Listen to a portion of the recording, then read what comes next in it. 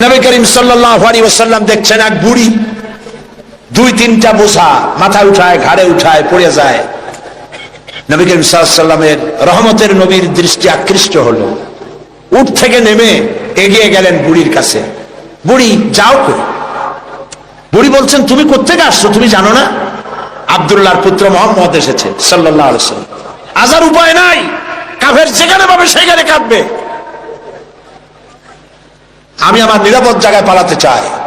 হুজুর বললেন, আমাকে দাও বোঝাগুলি, তোমার একটু আউগিয়ে দিয়েছি। বোঝাগুলি হাতে নিলেন, পথ চললেন। কিছুদিন গিয়ে মহিলা বলল, এটাই আমার নিরাপদ জায়গায়, রাখো। রেখে দিলেন। বুড়ি কিছু পয়সা বের করে বলল, নাও কিছু পারিশ্রমিক। হুজুর বললেন, না আমি কোনো পারিশ্রমিক নেব না। বুড়ির চোখ এত বড় হয়ে গেছে। কাউকে এই দেশে মানুষের উপকার করে বিনা পয়সায়? আশ্চর্য! তুমি যে আমার পেছন থেকে মালপত্র নিয়ে কেটে পড়নি, এই তো আমার কপাল। তুমি পয়সা নেবে না? কে তুমি? আল্লাহর নবী বলেন, বুড়িমা, যার ভয়তে তুমি কাবা শরীফের নিকট থেকে নিরাপদ জায়গা যেটাকে মনে করেছে এই পর্যন্ত এসেছো, আমি সেই মক্কা নগরীর আব্দুল্লাহর এতিম পুত্র নবী মুহাম্মদুর রাসূলুল্লাহ। বুড়ি বলছেন, মুহাম্মদ সাল্লাল্লাহু আলাইহি ওয়াসাল্লাম তোমার বিরুদ্ধে নেতৃবৃন্দ এত বাজে কথা বলেছে, আমরা ভুল বুঝেছি। তুমি এত উদার, এত মহৎ, আগে বুঝতে পারি নাই, জানতে পারি নাই। ভুলের মধ্যে ছিলাম, আমি আর কাফের রইলাম না, আমিও মুসলমান হয়ে গেলাম। লা ইলাহা ইল্লাল্লাহু মুহাম্মাদুর রাসূলুল্লাহ। নবীজি মসজিদে হারামে প্রবেশ করলেন। সব নেতারা কলা পাতা কচু পাতার মতো থরথর করে কাঁপছে। হুজুর জিজ্ঞেস করলেন, ও কুরাইশের নেতারা, আমার কাছে আজ কি ধরনের ব্যবহার তোমরা আশা করো? তারা বললেন, ওদের রূহ কি আছে ভেতরে? সব ঠোঁটের কাছে এসে গেছে। বলছে, মুহাম্মদ সাল্লাল্লাহু আলাইহি ওয়াসাল্লাম একজন উত্তম ভ্রাতা, একজন উত্তম ভ্রাতুষ্পুত্রের কাছ থেকে যে ধরনের ব্যবহার আশা করা যায়, আমরা সেই ধরনের ব্যবহার আপনার কাছে আশা করি। নবীজি বললেন, কুরাইশের নেতারা শোনো, তোমাদের ব্যাপারে আমি আজ সেই কথাই বলবো যেই কথা বলেছিলেন আমার ভাই ইউসুফ আলাইহিস সালাম মিশরের প্রেসিডেন্ট হিসেবে। তিনি সিংহাসনে বসা, তার সামনে তার ভাইরা যখন তাকে না চিনে, তার কাছে যখন এসেছে খাদ্য খাবার নেওয়ার জন্য, উনি তো ভাইগুলোকে চিনে ফেলেছিলেন। তিনি ওই 11 ভাই যারা তাকে কুয়ায় ফেলেছিল, ওই 11 ভাইয়ের ব্যাপারে আমার ভাই ইউসুফ আলাইহিস সালাম যে কথা বলেছিলেন, তোমাদের ব্যাপারেও আমি আজকে সেই একই কথা বলবো। লা তাসরিবা আলাইকুমুল ইয়াউম, আজ তোমাদের বিরুদ্ধে আমার কোনো অভিযোগ নাই, তোমাদের বিরুদ্ধে আমার কোনো বিদ্বেষ নাই, তোমাদের বিরুদ্ধে আমার কোনো প্রতিহিংসা নাই। সবাইকে মাফ করে দিলাম। আবু সুফিয়ানকে মাফ করে দিলাম।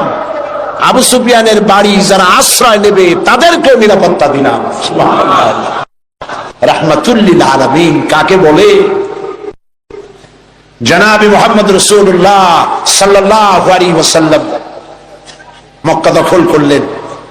তিনি যে যতগুলি যুদ্ধ করেছেন, কোন যুদ্ধই অফেন্সিভ ছিল না, সবগুলি ছিল ডিফেন্সিভ। যুদ্ধগুলো কি ছিল? আত্মরক্ষামূলক যুদ্ধ ছিল। তিনি আক্রমণ করেন নাই, আক্রান্ত হয়ে জবাব দিয়েছেন। তরবারি দিয়ে ইসলাম প্রচার হয় নাই,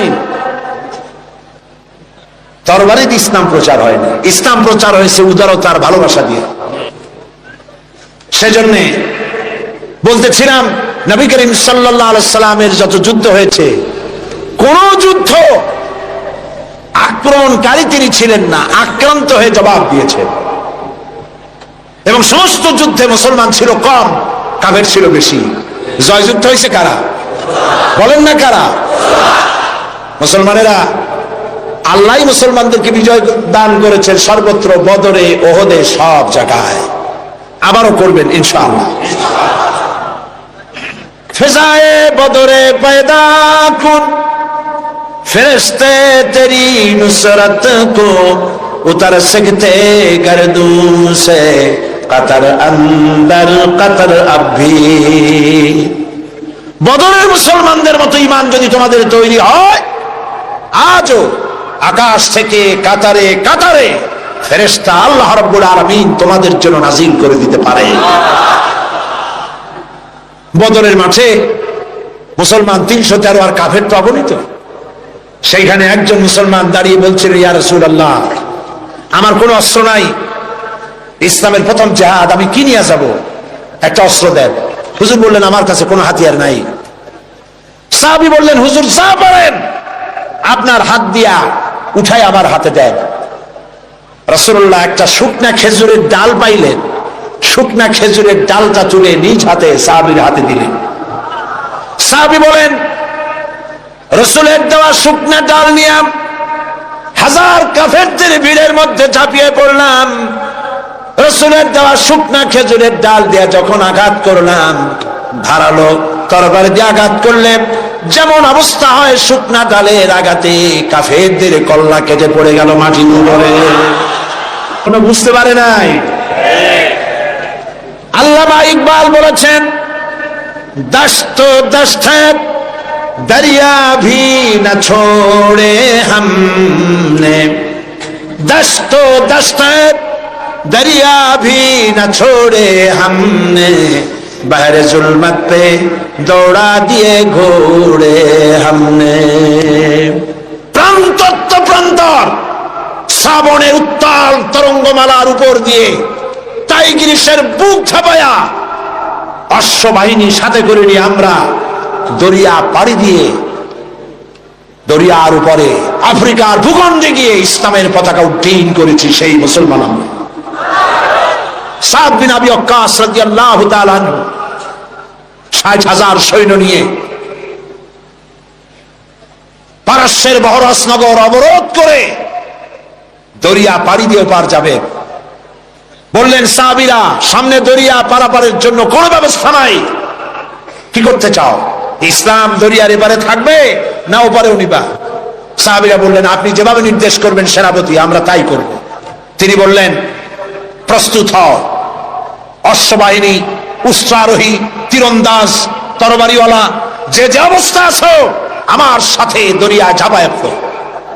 অন্ধকার রাত, দরিয়ায় উত্তল ঢেউ চলছে। এই ঢেউয়ের মধ্য দিয়ে অশ্বারোহী, উষ্ট্রারোহী 60,000 সৈন্যের নেতৃত্ব দিচ্ছেন সাদ বিন আবি ওয়াক্কাস। বললেন, পড়ো আমার সাথে, নাস্তাঈনু বিল্লাহি ওয়া নাতাওয়াক্কালু আলাইহি, হাসবুনাল্লাহু নি'মাল ওয়াকিল, নি'মাল মাওলা ওয়া নি'মান নাসীর।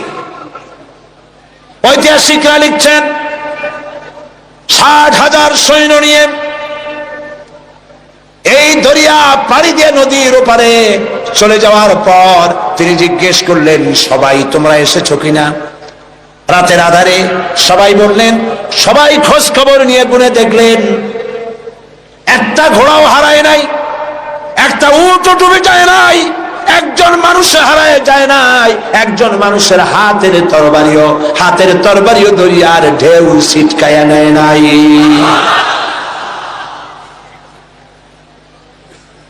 আফ্রিকার গভর্নর বুঝতে পেরেছে মুসলমানরা ঢুকেছে।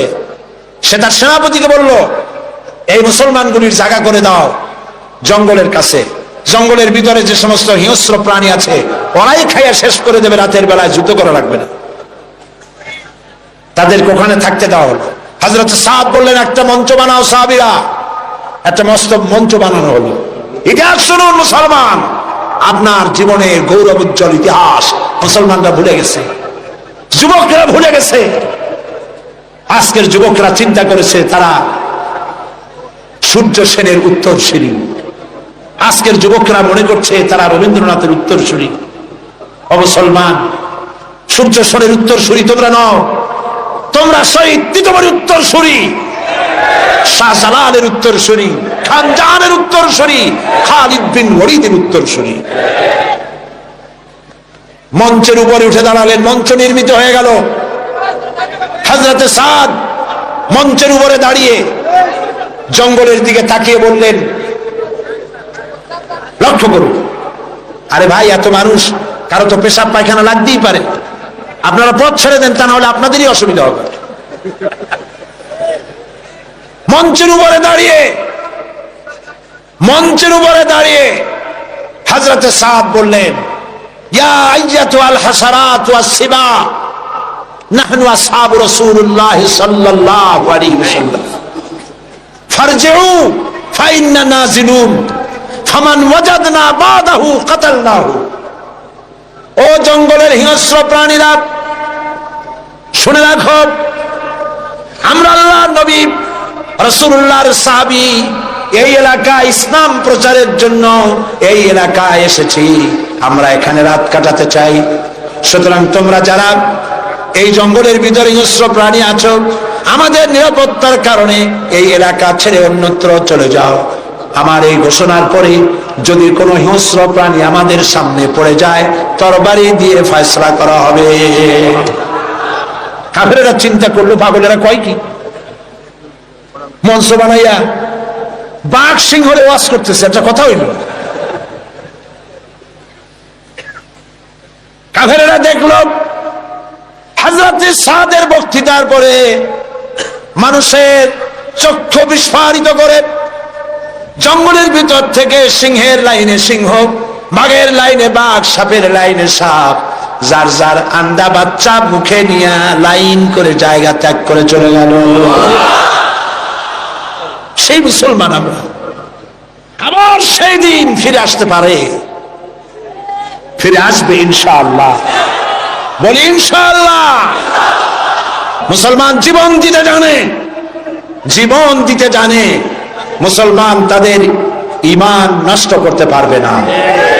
আমরা আর কিছু পারবো না, এদেশে বসে দোয়া তো করতে পারবো না, তাও পারবো না কেন?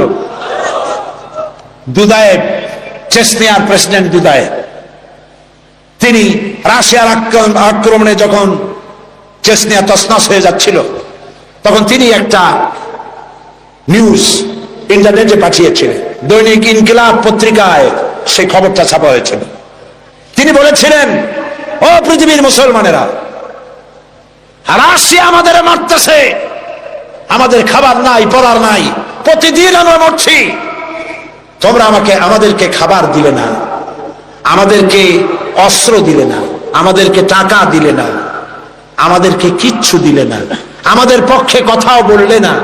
ও পৃথিবীর মুসলমানেরা, আচ্ছা এইটুকুনও কি করতে পারো না যে গভীর রাত্রে 2 রাকাত তাহাজ্জুদের নামাজ পড়ে আল্লাহর কাছে 2টি হাত উঁচু করে এ কথাও কি বলতে পারো না যে আল্লাহ, ও আল্লাহ, তুমি তো সেই আল্লাহ যে বদরের মাঠে ফেরেশতা দিয়া সাহায্য করেছিলে, তুমি তো সেই আল্লাহ যে ফেরেশতা দিয়া উহুদে সাহায্য করেছিলে, ও আল্লাহ, তুমি দয়া করে সেই ফেরেশতাগুলি দিয়ে চেচনিয়ার মুসলমানদেরকে সাহায্য করো।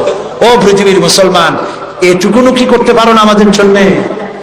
আজ আফগানের মুসলমানেরাও তাদের কথা, তাদের খবর ছড়ায় না, ওরা মারে এটা ছড়ায়, কিন্তু এরা কত মারে সেইটা বলার মতো, সেইটা নিউজ দেওয়ার মতো নিউজ মিডিয়াও তাদের হাতে নাই। তাদের সাহায্য করার জন্য আল্লাহ ছাড়া কেউ নাই। এই জন্য আজ প্রাণ ভরে দোয়া করতে হবে আফগানের মুসলমানদের জন্য। আমি বাংলাদেশের এক ছোট্ট ব্যক্তি, আল্লাহর এক নগণ্য গোলাম। আমি বিশ্বাস করি, মনে প্রাণে বিশ্বাস করি, আজ হোক কাল হোক, কাবা শরীফ ভাঙতে এসে আব্রাহার যে দশা করেছিলেন আল্লাহ, আফগানিস্তানের বুকে বুশের সেই দশা আল্লাহ করে দিবেন। বুশ হবে ইতিহাসের শেষ আব্রাহা ইনশাআল্লাহ।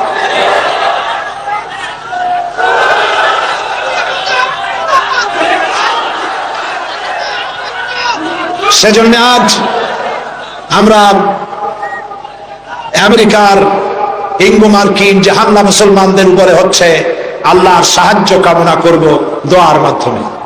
যত মানুষ দাঁড়িয়ে আছেন রাস্তায়, যত মানুষ দাঁড়িয়ে আছেন আশেপাশে, সব দোয়ার জন্য বসে পড়বেন, মোনাজাত হবে। এত বড় মোনাজাত জীবনে আরেকটা পাবো কোন নিশ্চয়তা আছে? যে যেখানে দাঁড়াইছে বসা মানুষেরা বসায় দেন। এত বড় মোনাজাত যার কপালে নাই সে তো কপাল মোড়া। যে যেখানে দাঁড়িয়েছে বসায় দেন।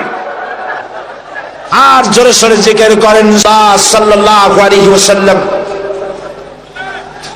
তার সম্পর্কে সূরা নাহলের মধ্যে আল্লাহ পাক বলেছেন, নবুয়ত রিসালাত সম্পর্কে আল্লাহ পাক কথাটা এভাবে বলেছেন,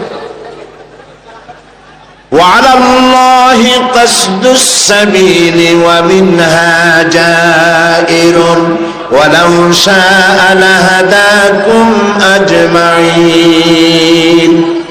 আর সোজা রাস্তা বলে দেওয়ার দায়িত্ব আমার, যেখানে রয়েছে অসংখ্য বাঁকা পথ, আর আমি ইচ্ছে করলে গোটা পৃথিবীর সমস্ত মানব মণ্ডলীকে হেদায়েত করে দিতে পারতাম। সোজা রাস্তা বলে দেওয়ার দায়িত্ব আমার। সেই সোজা রাস্তা বলে দেওয়ার দায়িত্ব আল্লাহ নিজে গ্রহণ করে নবীদের পাঠিয়েছেন। এজন্য পৃথিবীর সর্বশ্রেষ্ঠ মানুষ হলেন আল্লাহর নবীরা। বলুন তো সর্বশ্রেষ্ঠ মানুষ কারা? যাদের কোনো ভুল নাই, ত্রুটি নাই। আজ লক্ষ লক্ষ জনতা সার্কিট হাউস ময়দানে পকেটের পয়সা খরচ করে এখানে এসেছেন, ঠিক কিনা বলুন? বাস ভাড়া, ট্রাক ভাড়া দেওয়া হয়েছে, রিক্সা ভাড়া দেওয়া হয়েছে, মাহফিলের পরে খেতে দেওয়া হবে শিবির, এমন কোনো কথা বলেছে? নিজের পয়সা খরচ করে জানতে এসেছি এমন একটি মানুষকে যিনি আমাদের বাংলাদেশী নন। মুহাম্মদ সাল্লাল্লাহু আলাইহি ওয়াসাল্লাম বাংলাদেশী? তিনি তার গায়ের রং আমাদের রঙের মতো? তিনি আমাদের ভাষায় কথা বলতেন? তিনি আমাদের রক্ত সম্পর্কীয় আত্মীয়দের মধ্যে কেউ? তাহলে রক্ত সম্পর্কীয় আত্মীয়দের মধ্যে কেউ নন, আমার দেশের মানুষও নন, আমার রঙেরও নন, আমার ভাষারও নন। অথচ এই ব্যক্তির জন্য লাখো লাখো জনতা ঢল নেমেছে সার্কিট হাউস ময়দানে। এই ঢল নেমেছে কি সাইদিকে দেখার জন্য? নিশ্চয়ই নয়। আজকের ঢল নেমেছে বিশ্বনবী মুহাম্মদ রাসূলুল্লাহ সাল্লাল্লাহু আলাইহি ওয়াসাল্লামকে জানার জন্য। কেন এই আগ্রহ? আচ্ছা, এই আগ্রহ কি শুধুমাত্র খুলনার মানুষের? না, গোটা বিশ্বের সমস্ত মানুষের মুহাম্মদ সাল্লাল্লাহু আলাইহি ওয়াসাল্লামের প্রতি আগ্রহ। কারণ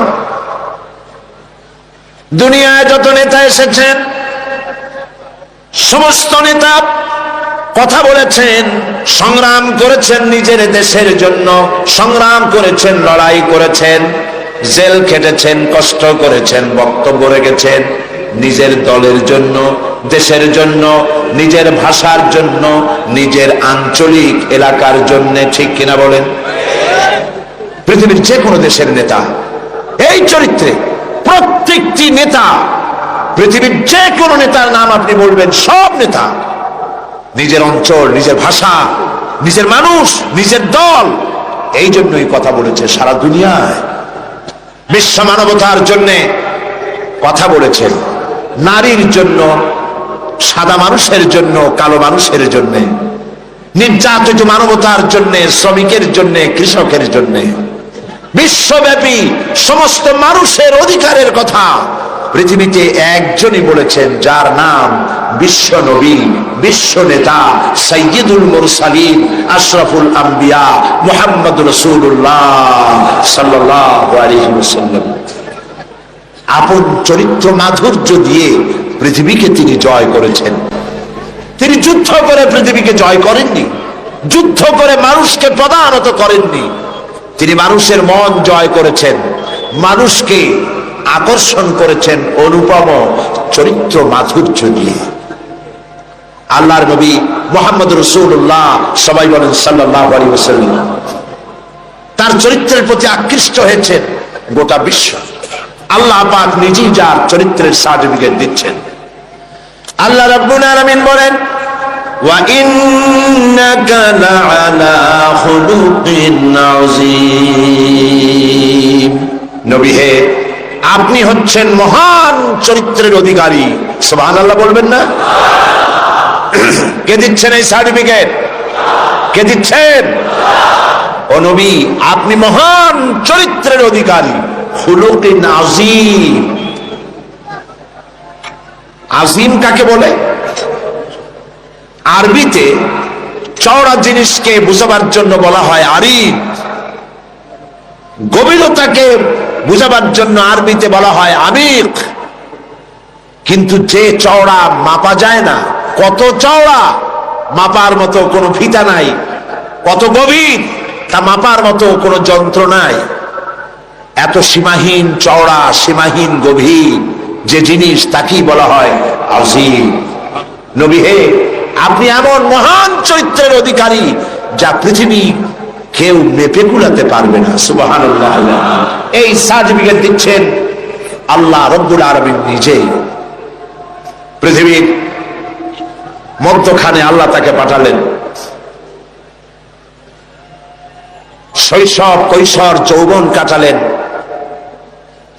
যে মানুষদের মধ্যে, তারা তাকে আল আমিন বলল, সত্যবাদী বলল, বিশ্বাসী বলল। জীবনে একটি মিথ্যে কথা বলেননি। আপনারা বলেন এইটা কত বড় কথা, এইটা কত বড় কথা। সারা জীবনে একটি মিথ্যে কথা উচ্চারণ করেননি মুখ দিয়ে। সুবহানাল্লাহ বলবেন না? কাউকে ঠকাননি, কাউকে প্রতারণা করেননি, কাউকে নিন্দা করেননি, কাউকে গালমন্দ করেননি, পরচর্চা, পরনিন্দা করেননি, কাউকে ব্যথা দেননি। সারা জীবন অন্যের ব্যথা শুনে ব্যথা মুছেছেন দুই হাতে, নিজে ব্যথা পেয়েছেন, কাউকে ব্যথা দেন নাই। বিশ্বনবী মুহাম্মদ সাল্লাল্লাহু আলাইহি ওয়াসাল্লাম। আল্লাহ পাক এই সুন্দর মানুষটিকে, এই মহান মানুষটিকে পৃথিবীতে পাঠালেন কি জন্য? আল্লাহ রাব্বুল আলামিন কোরআনে কারীমের ভিতরে পরিষ্কার করে বলেছেন, হুয়াল্লাযী আরসালা রাসূলাহু বিল হুদা ওয়া দীনিল হক লিইয়ুযহিরাহু আলাদ দীনি কুল্লিহি ওয়ালাউ কারিহাল মুশরিকুন। আল্লাহ হচ্ছেন তিনি যিনি তার রাসূলকে দ্বীন হক, সত্যের বিধান সহকারে পৃথিবীতে পাঠিয়েছেন এই জন্যে যাতে করে তিনি সমগ্র বিশ্বের মানুষের উপরে আল্লাহর আদর্শ, আল্লাহর ইসলামকে বিজয়ী করে দেন। তাতে যদিও তাতে এ বিষয় কাফেরদের কাছে অসহনীয়, কাফেরদের কাছে তা যতই অসহনীয় হোক, আল্লাহ পাক নবীকে এজন্য পাঠিয়েছেন পৃথিবীর মানব রচিত সকল মতবাদের উপরে আল্লাহ পাকের নবী বিজয়ী করে দেবেন। কোনটাকে? আপনারা শুনতেছেন না বোধহয় ঠিক মতো। কোনটাকে? ইসলাম। ইসলামকে বিজয়ী আদর্শে পরিণত করার জন্য আল্লাহ পাক তার রাসূলকে পৃথিবীর বুকে পাঠালেন। নবী করিম সাল্লাল্লাহু আলাইহি ওয়াসাল্লাম দ্বীনের দাওয়াত শুরু করেছেন। 40 বছর বয়সের সময় নবুয়ত পেলেন। উতর কর গারে রাসে সুয়ে কওম আয়া, উতর কর গারে রাসে সুয়ে কওম আয়া और एक नुस्खाए किबिया सतलाया। হেরা পাহাড় থেকে নবী করিম সাল্লাল্লাহু আলাইহি ওয়াসাল্লাম নেমে আসলেন, হাতে আনলেন পরশ পাথর। সেই পরশ পাথরের নাম হচ্ছে কোরআন শরীফ। সুবহানাল্লাহ বলুন। এই পরশ পাথরের সংস্পর্শে যারা এলো, আল্লাহ রাব্বুল আলামিন তাদেরকে সোনা, লোহাগুলিকে সোনা বানায় দিলেন, কয়লার খণ্ডগুলিকে হীরক খণ্ডে পরিণত করে দিলেন। নবী করিম সাল্লাল্লাহু আলাইহি ওয়াসাল্লাম কাবা শরীফের পাশে বসে তেলাওয়াত করছেন। আবু জাহেল, আবু লাহাবরা, যারা মুহাম্মদ সাল্লাল্লাহু আলাইহি ওয়াসাল্লামকে বলতো আল আমিন, বলতো সাদেক, বলতো, তারা এখন আর এই সম্বোধন করতে রাজি নয়। তারা বুঝতে পেরেছে তাদের আদর্শের দিন শেষ, তাদের নেতৃত্বের দিন শেষ। মুহাম্মদ সাল্লাল্লাহু আলাইহি ওয়াসাল্লাম নতুন এক আদর্শ নিয়ে এসেছেন।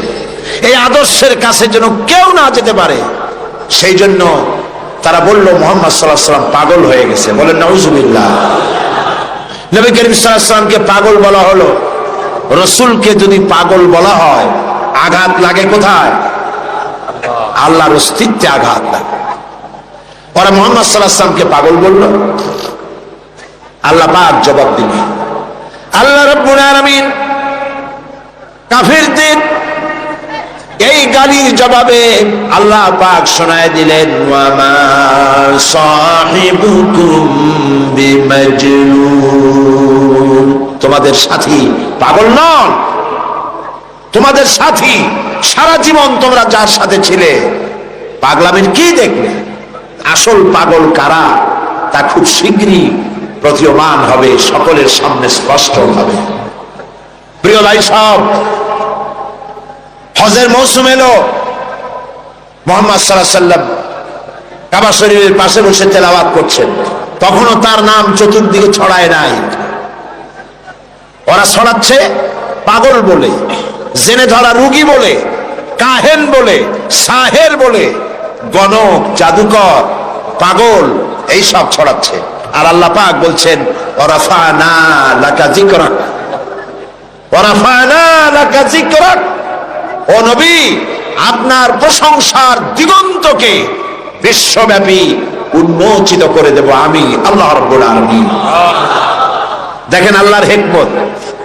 নবীর নাম, তখন তো রেডিও নাই, ওই যুগটা চিন্তা করেন, রেডিও নাই, টেলিভিশন নাই, পত্রপত্রিকা নাই, ক্যাসেট নাই, ভিসিডি নাই, সিডি নাই, ভিডিও নাই।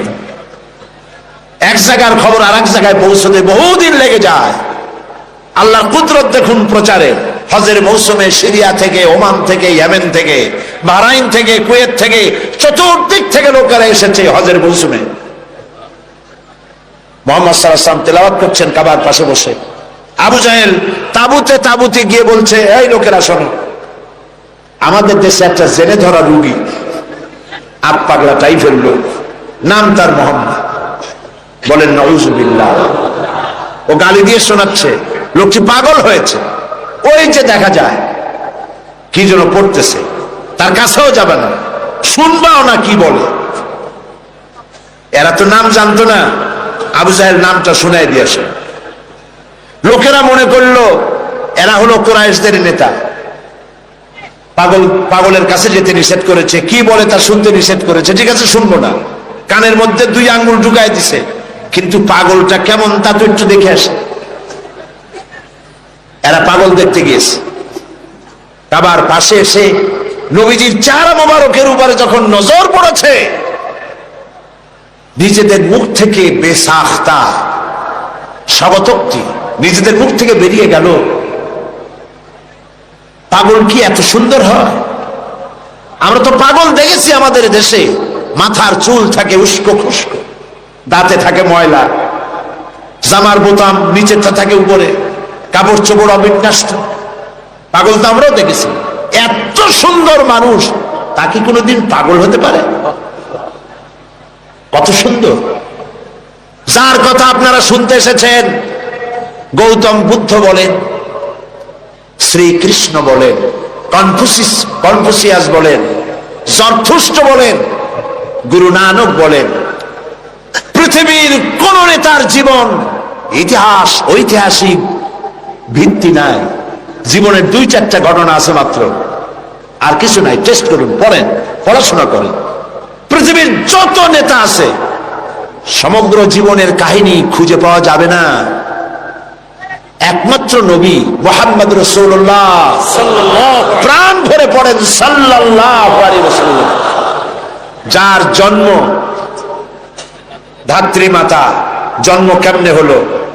ধাত্রী মাতা, লালন পালন, শৈশব, কৈশোর, যৌবন, বিবাহ, হিজরত, নবুয়ত, যুদ্ধ বিগ্রহ, কেমনে হাসি দিতেন, কেমনে কথা বলতেন, মাথার চুল, মুখের দাড়ি কয় গাছ পেকেছিল, কত গাছা কাঁচা ছিল, কিভাবে খানা খেতেন, কিভাবে টয়লেটে যেতেন, কিভাবে স্ত্রীর সঙ্গে সম্পর্ক রক্ষা করতেন, কিভাবে বাচ্চাদের সাথে ব্যবহার করতেন, কেমনে রাষ্ট্র চালাতেন, কেমনে যুদ্ধ করতেন, ছোট্ট তুচ্ছ জিনিস থেকে শুরু করে রাষ্ট্র পরিচালনা পর্যন্ত জীবনের সব কথা লিপিবদ্ধ হয়েছে। পৃথিবীতে এমন একজনও নাই, একজনই আছেন, জনাবে মুহাম্মদ রাসূলুল্লাহ সাল্লাল্লাহু আলাইহি ওয়াসাল্লাম।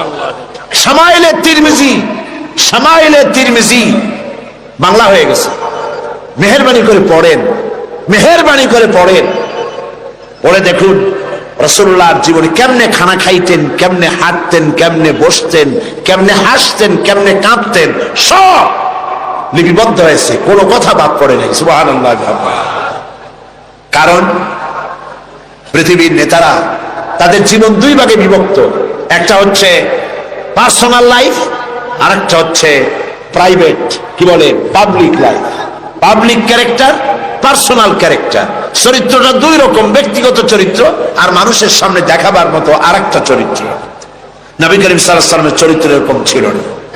কোন নেতা এই সাহস করবে না তার স্ত্রীকে বলার, স্ত্রীর কাছেই তার স্বামীর সমস্ত দুর্বলতা স্ত্রীর জানা থাকে। কথা ঠিক কিনা? কে সাহস করবে তার ড্রাইভারকে বলবে, তার স্ত্রীকে বলবে, তার বন্ধুদেরকে বলবে, আমার ছাত্র জীবন থেকে শুরু করে এই পরিণত বয়স পর্যন্ত যা যা যেখানে যা করেছি দিনে রাত্রে সব বলে দাও মানুষের কাছে? পারবে না। পারবেন বিশ্ব নবী মুহাম্মদ রাসূলুল্লাহ সাল্লাল্লাহু আলাইহি ওয়াসাল্লাম। আল্লাহর নবী সাহাবায়ে কিরামদের বলেছেন, ও আমার সাহাবীরা, দিনের আলোতে আমার ভিতরে যে আচরণ তোমরা দেখতে পাও, রাতের আধারে আমার ভিতরে যে আচরণ তোমরা দেখতে পাও, ও আমার স্ত্রীরা, রাতের আধারে কপাট বদ্ধ রুমের ভিতরে আমার যে আচরণ দেখতে পাও, বদ্ধ দরজার বাইরে দিনের বেলায় রাতের বেলায় যে আচরণ আমার দেখতে পাও, যে চাল চলন দেখতে পাও, সবকিছু খুলে খুলে মানুষের সামনে বলে দাও। এরকম আসতে কইলেন সুবহানাল্লাহ। এই হলেন বিশ্বনবী, এই হলেন বিশ্বনবী।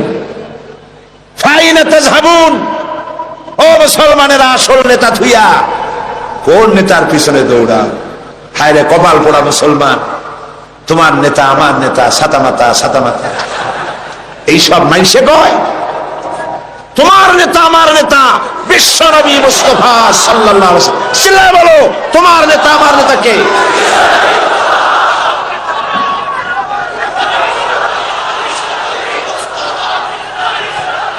জনাবে মুহাম্মদ রাসূলুল্লাহ, জনাবে মুহাম্মদ রাসূলুল্লাহ।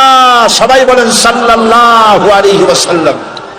সুবহানাল্লাহ, কি চরিত্র, কি সুন্দর। হযরত আনাস রাদিয়াল্লাহু তাআলা আনহু 8.5 বছরের কিশোর, একেবারে বাচ্চা না, 8.5 বছরের কিশোর মুহাম্মদ সাল্লাল্লাহু আলাইহি ওয়াসাল্লামের খেদমতে নিয়োজিত হয়েছেন। আপনারাই বলেন, 8.5 বছরের ছেলে, সে কি সব কথা বোঝে? তার যদি বলা হয় গরম পানি আনো, সে তো ফ্রিজের পানি নিয়ে আসবে, বুঝতে পারবে না। স্যান্ডেল আনো, আনবে জুতা। বিছানা বিছাও, বিছানা উঠায় দেবে। ছোট্ট মানুষ তো, ভুল হইতেই পারে। সে আনাস রাদিয়াল্লাহু তাআলা কি বলছেন রাসূল সম্পর্কে? আহারে, হযরত আনাস বলেন, 8.5 বছর বয়স থেকে নিয়ে একটানা 10 বছর পর্যন্ত নবী মুহাম্মদ রাসূলুল্লাহ সাল্লাল্লাহু আলাইহি ওয়াসাল্লামের খাদেম হিসেবে হুজুরের সাথে থাকার সৌভাগ্য আমার হয়েছিল। 10টি বছরের ভিতরে একটি বারের জন্য আল্লাহর নবী আমাকে চোখ রাঙায়া ধমকের সুরে একবারও বলেন নাই, আনাস এটা কেন করেছো অথবা এটা কেন করো নাই। সে হযরত আনাস বলেন, একবার নিয়ে গেলাম রাসূলকে আমার বাড়ি দাওয়াত খাওয়াইতে। হুজুর সাল্লাল্লাহু আলাইহি ওয়াসাল্লাম আমার বাড়িতে খানা খেয়ে বাইরে বেরিয়েছেন। ওটা ছিল পূর্ণিমার রাত। আমার মা বাইরে এসে একবার পূর্ণিমার চাঁদের দিকে তাকান, আর একবার রাসূলের চেহারার দিকে তাকান, বারবার তাকাতাকি করছে। আমি প্রশ্ন করলাম, মা, পূর্ণিমার চাঁদ আর রাসূলের চেহারায় বারবার তাকাইয়া দেখো কি? মামার বলল, আনাস রে, আমি পূর্ণিমার চাঁদ আর রাসূলের চেহারার সঙ্গে কম্পেয়ার করতেছিলাম, তুলনা করতেছিলাম। আমার মনে হলো নবীজি যখন ঘরের থেকে বাইরে নেমেছেন, নবীজির চেহারার সামনে, নবীজির চেহারার সৌন্দর্যের সামনে পূর্ণিমার চাঁদ যেন ম্লান হয়ে গিয়েছে। পূর্ণিমার চাঁদের মধ্যে কলঙ্ক কালিমা আছে, আল্লাহর নবীর চেহারার ভিতরে কোনো কালিমা দেখতে পেলাম না। রাসূলুল্লাহর এই চেহারা দেখে বিভিন্ন দেশ থেকে আগত কাফেরেরা হুজুরের চেহারা দেখে পাগল হয়ে গেছে। তারা নিজেরাই বলতেছে, পাগলের সুরতে এরকম হয় নাকি? অসম্ভব, নিশ্চয়ই এই লোকটি পাগল নয়। আচ্ছা কি বলে শুনি। কানের মধ্যে তো আঙ্গুল দেওয়া ছিল, আঙ্গুল বাইর করে বেড়েছে। নবীজি তেলাওয়াত, হুজুর সাল্লাল্লাহু আলাইহি ওয়াসাল্লাম তেলাওয়াত করছেন। ভালো কারি যারা, সুন্দর গলার আওয়াজ আল্লাহ যাদেরকে দান করেছেন, সেই সুন্দর গলার আওয়াজ দিয়ে যখন তেলাওয়াত করে কারি, কেমন লাগে? খারাপ লাগে না মজা লাগে? এই যে আব্দুর রহমান আস-সুদাইস, শেখ আব্দুর রহমান আস-সুদাইস, ইমাম খতিব মসজিদুল হারাম মক্কা আল মুকাররমা, আব্দুর রহমান আল হুজাইফি, ইমাম খতিব মসজিদ আন নববী শরীফ মদিনা আল মুনাওয়ারা। সুবহানাল্লাহ। এইসব কারীদের তেলাওয়াত কেমন লাগে? কারি আব্দুল সামাদ আব্দুল বাসেত, একজন আমেরিকা আমাকে বলেছিল যে কারি আব্দুল বাসেত যখন তার মায়ের পেট থেকে দুনিয়া আসছিল, তার মা যে কত কত কেজি মিশ্রি তারে খাওয়াইছিল, চিনি খাওয়াইছিল আল্লাহই জানে। সুবহানাল্লাহ। সাধারণ মানুষের তেলাওয়াত শুনলে চোখ দিয়ে অর্থ বোঝে না, চোখ দিয়ে পানি পড়তে থাকে। কোরআনের প্রতি যাদের মহব্বত আছে, অর্থ বোঝে না, চোখ দিয়ে পানি পড়ে। এ কোনো সাধারণ কারি নয়। এখন তেলাওয়াত করতেছেন তিনি, যার উপরে কোরআন নাজিল হয়েছে। সুবহানাল্লাহ। আল্লাহর নবীর তেলাওয়াত কাফেরদের কানের মধ্য দিয়া কলিজার ভিতরে প্রবেশ করা শুরু করে দিয়েছে। বাইরের থেকে যে লোকগুলি আসলো, নবীজির মুখে তেলাওয়াত শুনে নিজেদের অজান্তেই তাদের মুখ থেকে বেরিয়ে গেল লা ইলাহা ইল্লাল্লাহু মুহাম্মাদুর রাসূলুল্লাহ। জোরে সরে পড়েন লা ইলাহা লা ইলাহা ইল্লাল্লাহ। আরো জোরে লা ইলাহা। নাই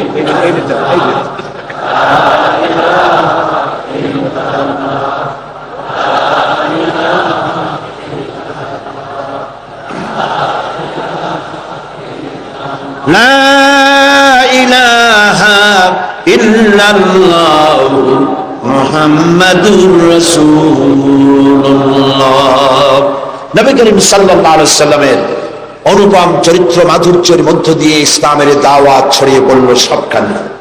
সিরিয়া, কুয়েত, কাতার, বাহরাইন, মিশর সব দিকে ছড়িয়ে পড়তে লাগলো। কাফেরেরা বাধার বিন্ধ্যাচল সৃষ্টি করলো। তারা নেতৃত্ব দিতে চাইলো, রাসূলুল্লাহ নেতৃত্ব নেন নাই। আবু তালেব বলেছিল, আবু তালেবের তারা কি বলেছিল, মুহাম্মদ সাল্লাল্লাহু আলাইহি ওয়াসাল্লামকে শুধু একটা প্রস্তাব দেন, সোনা দানা সুন্দরী নারী যা চায় সব দেব, তবু যেন লা ইলাহা ইল্লাল্লাহ এই দাওয়াতটা যেন না দেয়। তাহলে বুঝেন লা ইলাহা ইল্লাল্লাহ কত কি বিপ্লবাত্মক কথা। আমরা বুঝি না বলে আমাদেরকেও অ্যাকশন করে না, যারা শোনে না, যারা শোনে তাদের মধ্যেও অ্যাকশন করে না। মুহাম্মদ সাল্লাল্লাহু আলাইহি ওয়াসাল্লামের কাছে যখন এই প্রস্তাব গেল, এই প্রস্তাব তিনি মেনেছিলেন? মেনেছিলেন? আল্লাহর নবী বলেছিলেন, চাচা আবু তালেব নেতৃবৃন্দকে শুনিয়ে দেন, সোনা দানা টাকা পয়সা তো দূরের কথা, যেটা তারা দিতে পারবে না, তাও যদি তারা দিতে পারে আকাশের ওই সূর্যটা এনে যদি ওরা মুহাম্মদ সাল্লাল্লাহু আলাইহি ওয়াসাল্লামের হাতে ডান হাতে উঠায় দেয়, আকাশের ওই পূর্ণিমার চাঁদটা ধরে এনে ওরা যদি মুহাম্মদ সাল্লাল্লাহু আলাইহি ওয়াসাল্লামের বাম হাতে তুলে দেয়, এর বিনিময় আল্লাহর নবী মুহাম্মদ রাসূলুল্লাহ সাল্লাল্লাহু আলাইহি ওয়াসাল্লাম এক মুহূর্তের জন্য তাওহীদের দাওয়াত বন্ধ করে দেবে না। আমি এসেছি পৃথিবীর বুকে ইসলামকে বিজয়ী করার জন্য। আল্লাহ পাক তার রাসূলকে সাহায্য করলেন, 13 বছর মক্কায় থেকে লোক তৈরি করলেন। বন্ধুরা, ইসলাম শুধু নামাজ, রোজা, হজ, যাকাত সর্বস্ব নয়। ইসলাম কমপ্লিট কোড। এটা হলো পূর্ণাঙ্গ জীবন বিধান, যা মানুষের জীবনের সবটাকে কন্ট্রোল করে। এটা বুঝতে চায় না ধর্ম নিরপেক্ষবাদীরা। আল্লাহ তৈরি করেছেন ইসলাম, শয়তান তৈরি করেছে সেকুলারিজম। ধর্মনিরপেক্ষ মতবাদ কে তৈরি করেছে? জোরে বলেন, কে করেছে? শয়তান তৈরি করেছে। আর আল্লাহ সৃষ্টি করেছেন, তৈরি করেছেন মানবতার কল্যাণের জন্য ইসলাম। সমস্ত নবীদেরকে আল্লাহ পাক কিসের উপরে পাঠাইছেন? কি প্রচার করতে পাঠাইছেন? বলেন, জবাব দেন, কি প্রচার করতে পাঠিয়েছেন? ধর্ম নিরপেক্ষ মতবাদ প্রচার করতে আল্লাহ যে নবীকে পাঠাইছেন সেই নবীর নাম কোন? কোন নবীকে পাঠাইছেন? ধর্ম নিরপেক্ষ মতবাদ প্রতিষ্ঠার জন্য পৃথিবীতে এসেছে শয়তান। কে এসেছে? চিল্লায় বলেন। কাজী ওদের কাছে ধর্ম হলো বিপদ, ধর্ম নিরপেক্ষ মতবাদীদের কাছে ধর্ম হলো বিপদ। আর ইসলাম মানবতার কল্যাণ সাধনে পৃথিবীতে ইসলাম এসেছে। তুমি কেন ধর্ম নিরপেক্ষ মতবাদী হবে? তোমাকে ইসলামে আসতে হবে, কারণ ইসলাম আল্লাহর তৈরি করা। 13 বছর বসে লোক তৈরি করলেন নবীজি। কেমন লোক? আবু বকর, ওমর, ওসমান, আলী, আব্দুর রহমান বিন আউফ, আবু উবাইদা ইবনুল জাররাহ, খাব্বাব, খুবাইব, আম্মার রিদওয়ানুল্লাহি তাআলা আলাইহিম আজমাইন। এই সব সাহাবী সব তৈরি হয়ে গেল। এই পথে, ইসলাম প্রতিষ্ঠার পথে বাধা দিল বৃদ্ধরা, আর সহযোগিতা করলো যুবকেরা। তাও সুবহানাল্লাহ কইতে ইচ্ছা করে না। দেখেন নবীজি কি বলছেন। আল্লাহ নবী বলছেন, উসিকুম বিশ-শাবাবি খায়রা ফাইন্নাহুম আরাক্কু আফইদা লাকাদ বাসানি আল্লাহু বিল হানিফিয়্যাতি সামহা ফাহালাফানি আশ-শাবাব ওয়া খালাফানি আশ-শায়ুখ। ক্বালা নবী সাল্লাল্লাহু আলাইহি ওয়াসাল্লাম।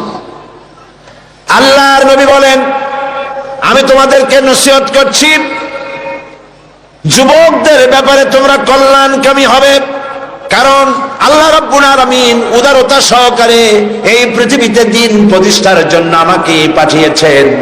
এ ব্যাপারে আমাকে সাহায্য করেছে যুবকেরা, আর বিরোধিতা করেছে বুড়োরা।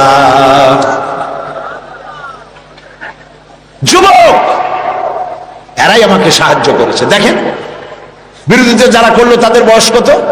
আবু জাহাল, আবু লাহাব, উতবা, সাইবা, মুগিরা, গোষ্ঠী সুদ্ধা সব 40-এর উপরে। এদের বয়স 40-এর উপরে। আর যারা নবীকে সহযোগিতা করলেন, আবু বকর, ওমর, ওসমান, আলী, আব্দুর রহমান বিন আউফ, জুবাইর ইবনুল আওয়াম রিদওয়ানুল্লাহি তাআলা আলাইহিম আজমাইন, সব 37, 26, 17, 8.5 এইরকম বয়স। হযরত আলী যখন ইসলাম কবুল করেন বয়স ছিল 8.5 বছর মাত্র। সুবহানাল্লাহ কইতে ইচ্ছা করে না। জুবাইর ইবনুল আওয়াম, আব্দুর রহমান বিন আউফ মাত্র 17 বছরের যুবক। ওমর রাদিয়াল্লাহু তাআলা আনহু মাত্র 26 বছরের টগবগে ভরা যুবক। যুবকরা সাহায্য করেছে, বুড়োরা বিরোধিতা করেছে। তাই বলে আজকে যে সমস্ত বৃদ্ধরা এখানে আছেন তারা মন খারাপ করবেন। আমরাও কিন্তু ওই কালটা কাটায় আসছি, যৌবন কালটা, ঠিক না? আমি তো আপনাদের দলে, আমরা ওই কালটা কাটিয়ে এসেছি। তবে সেই কালটা যদি আল্লাহর দ্বীনের কাজে লেগে থাকে সেটাই হলো কিসমতের কথা। সুবহানাল্লাহ। এই সৌভাগ্য ইসলামী ছাত্র শিবিরের। আলহামদুলিল্লাহ বলি, আলহামদুলিল্লাহ বলি। বন্ধুগণ, নবী করিম সাল্লাল্লাহু আলাইহি ওয়াসাল্লাম দ্বীন প্রতিষ্ঠার লক্ষ্যে 13 বছর পূর্ণ হয়ে গেল। মদিনায় লোক তৈরি হয়ে গেল, মক্কায় লোক তৈরি হয়ে গেল। এবার রাষ্ট্র ক্ষমতা হাতে নেওয়ার পালা। আজকের এই বিশাল জনসমুদ্রে ধর্ম নিরপেক্ষ মতবাদী আদর্শে যদি কোনো বিশ্বাসী ব্যক্তি থাকেন, আমি আমার ওই ভাইকে বলবো, লক্ষ্য করে শোনেন, হিজরতের বেলায় রাসূলুল্লাহকে আল্লাহ কি শিখাচ্ছেন। যারা ধর্ম আর রাজনীতি আলাদা মনে করেন, ধর্ম নিরপেক্ষতার আদর্শে বিশ্বাসী হওয়ার কারণে তারা কান খুলে শুনুন রাসূলুল্লাহকে হিজরতের সময় আল্লাহ কি দোয়া শিখালেন। আল্লাহ রাব্বুল আলামিন নবীজিকে শিখালেন হিজরতে। নবীজিকে শিখানো হলো, রব্বি আদখিলনি মুদখালা সিদকিন ওয়া আখরিজনি মুখরাজা সিদকিন ওয়াজআলনি মিন লাদুনকা সুলতানান নাসীরা। আয় আমার রব, আমাকে সত্যের সাথে প্রবেশ করাও সত্যের সাথে আমাকে বের করো, আর সুলতানে নাসির আমার হাতে দাও। সুলতানে নাসির দুনিয়ার সব মুহাদ্দিসিন মুফাসসিরিনে কেরাম একমত, সুলতানে নাসির মানে রাষ্ট্রীয় পাওয়ার। আয় আল্লাহ, তুমি আমাকে রাষ্ট্রীয় পাওয়ার হাতে দাও, রাষ্ট্র ক্ষমতা দাও। রাষ্ট্রীয় ক্ষমতা হাতে পেলেই জনগণকে ভালো বানানো যায়, শুধু নসিহত করে মানুষকে ভালো বানানো যায় না। ঠিক কিনা বলেন? ঠিক কিনা বলেন? রাষ্ট্রীয় ক্ষমতা হাতে থাকতে হয়। রাষ্ট্রীয় ক্ষমতা যদি ভালো মানুষের হাতে থাকে মানুষ ভালো হয়, খারাপ মানুষের হাতে থাকলে মানুষ খারাপ হয়ে যায়। কারণ উপরের পানি নিচে নামে, নিচের পানি কখনো উপরে যায় না। রাষ্ট্রের হুকুম মতোই তো দেশ চলে। এই রাষ্ট্রীয় ক্ষমতায় যারা থাকে তারা যদি সন্ত্রাসী না হয়, জনগণ সন্ত্রাসী হইতে পারে না। রাষ্ট্রীয় ক্ষমতায় যারা থাকে তারা যদি দুর্নীতিবাজ না হয়, তাহলে জনগণও দুর্নীতিবাজ হইতে পারে না। রাষ্ট্রীয় ক্ষমতায় ভালো মানুষ যদি যায় তাহলে দেশ ভালোভাবে চলতে পারে। ঠিক কিনা? আল্লাহর নবী আরো বলেছেন, আকাশের অসংখ্য তারকা পুঞ্জের ভেতরে পূর্ণিমার চাঁদের যে মর্যাদা, আল্লাহ রব্বুল আলামিনের নবী বলেন আমার উম্মতের মধ্যে আমার উলামাদের সেই মর্যাদা। এদেশে ইসলাম, সততা, চরিত্র, দ্বীন, ঈমান যতটুকু টিকে আছে তা আলেমদের কারণে, হাক্কানি পীর বুজুর্গদের কারণেই তা টিকে আছে। সুবহানাল্লাহ বলেন, আলহামদুলিল্লাহ বলেন। ইসলামী আন্দোলন, আলেম ওলামা, পীর বুজুর্গ, মাদ্রাসা মসজিদ, এরা এদেশের ঈমান, আমান, চরিত্র, দ্বীন, আমানতদারি, টুপি, দাড়ি এরাই টিকায় রাখছে। আলহামদুলিল্লাহ বলেন। সেজন্য ভাইরা, নবী করিম সাল্লাল্লাহু আলাইহি ওয়াসাল্লাম পৃথিবীতে এসেছিলেন দ্বীন প্রতিষ্ঠার জন্য। কাফেরেরা বরদাস্ত করতে পারে নাই। তারা চেয়েছে আল্লাহর দ্বীনকে দুনিয়া থেকে মিটায় দেবে। ওরা চায় দ্বীন মিটায় দেবে, আল্লাহ চান দ্বীন প্রতিষ্ঠা করবেন। কথা টিকবে কার? বলেন টিকবে কার?